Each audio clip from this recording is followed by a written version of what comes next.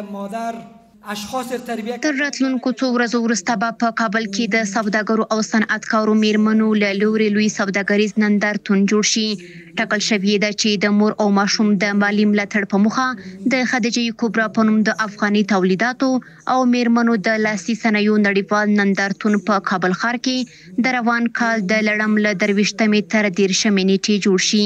نمایشگاه بیبی خدیجه الکبرا یک نمایشگاه ملی و بین المللی است که بیش از 800 خانم از سراسر افغانستان و از 10 کشور همسایه حدود بیش از 100 غرفه ما از 10 کشور همسایه به شرکت کردند. از لحاظ تجاری فواید و بسیار مزایای زیاد خود داره. اولا کسب تجارب دانش بیشتر و دوما اینکه بیشتر کسایی که تجارت دارن، خانم‌های تجارت پیشه مورد عطف توجه جهانیان و سطح ملی قرار میگیره.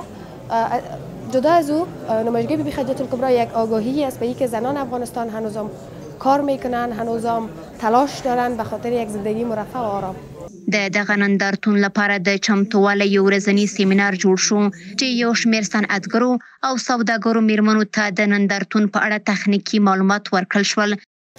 برنامه‌ای که از طرف دو نهاد محترم برگزار شده بابت حمایت از خانم‌ها و اطفال، یعنی در شرایط کنونی افغانستان بسیار یک برنامه خوبه است، چون ما امروز این دو قشر زیادتر در افغانستان دیدیم که آسیب پذیر هستند و در محرومیت کلی به سر میبرند، خصوصا اطفالی که فقر در افغانستان گسترش پیدا کرده و اطفال متاسفانه بسیار رنج میبرند از اینکه عوام به طرف سرد شدن است و مهاجرین از پاکستان بیرون میشن و حادثه هرات. انشالله امیدوار هستیم که برنامه دستگیر اطفال و خانمایی که نیاز دارن که باید دستشان گرفته شود انشالله که باشه. شروع نمایشگاه تاریخ 14 نوامبر مصادف با 23 اقرب است و تاریخ 23 نوامبر مصادف با فکر کنم 30 اقرب تمام میشه. به 7 روز است و بازدید با تمام خانم‌ها و طبقه اوناسما میتونن بازدید کنن و از نمایشگاه دیدار کنن.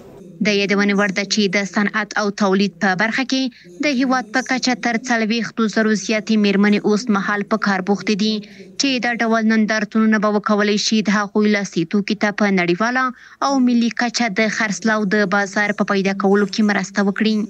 شبنم وزیری، ټایم نیوز، کابل.